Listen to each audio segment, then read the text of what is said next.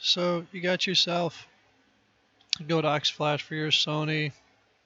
I'll do a little high-speed sync, something that's a little cheaper than the official Sony flash. I have the Godox TT685S. One thing that was bothering me when I went to slave mode to run the trigger, right here, this light, blink, blink, blink, blink, blink, blink, blink. What the hell? This is a common issue out on the forums. Lots of guys posting all different threads. You know, I like the flash, but has two LEDs in the front which keep flashing despite having it switched off to speedlight AF assist. Well, you have to update the firmware. I'm going to post a link in the bottom here. Here's the website, godox.com/en/download.html. I will put a link in the bottom. For your this model here, okay, all these models here you need to run with the G1 software. All these models down here, you run with the G2. So I went here and I downloaded G1 software, and I went down for Sony and I looked for TT685S, and I downloaded that. I also downloaded for my trigger. Okay, but you'll see for the 685S here, 685S right here, to add the on-off option of slave mode indicator.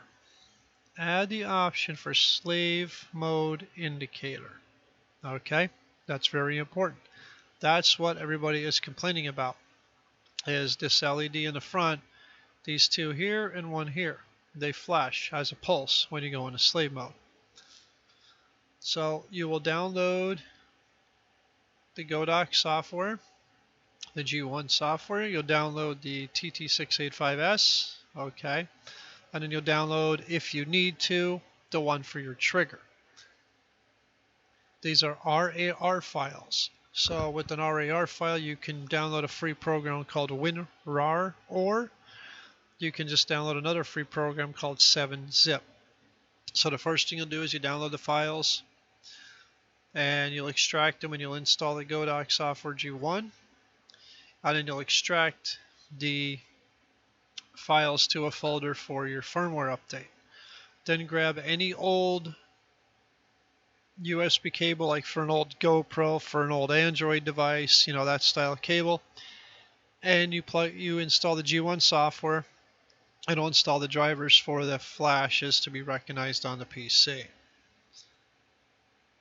Plug the flash in via its USB port, which is on that side, the other side, over here. You plug the flash into your PC, fire up the G1 software, and then you turn the flash on. It will then recognize the flash. You pick File, you pick your update firmware file, and then you click on Update. It takes about 6 seconds. To get into the menu to find out what version you have, the zoom function tab right here, this button here, you power on your flash, hold the zoom function button for the count of 3. 1, 2, 3. You're going to see a C.Fn, and you'll see a version on the top right. If you did it properly, you'll see version 2.1. You use your middle dial, the middle scroll dial, to scroll downward through all the menus, and you're going to see a new one called SVLED, Slave Mode LED. You can set that to on or off. That's it. I have mine set on just to test here, but that's basically it. When you put your thing in slave mode, wireless, it's going to flash. You hold zoom, go down, slave mode LED, hit the enters for set, spin the dial to off, hit enter to set again, and then you go to the right button over here below GR. It will have a back to take you out of the menu. And once you go back into slave mode with the wireless signal on top, not the flash signal up top. You have a wireless signal up top. You will no longer notice that your flash is blinking in the front. So that is the fix. It's a firmware update. They do it for Nikon. They do it for a bunch of different flashes.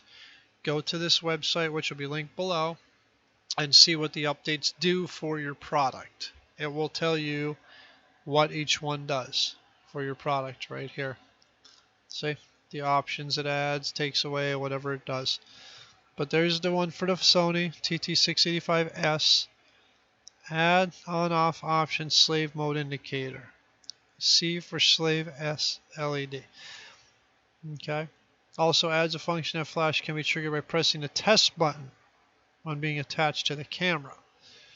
That's something that they added as well. You can just test your flash without taking a picture through your trigger. So I hope this was helpful. I have a new TT685S, coming today.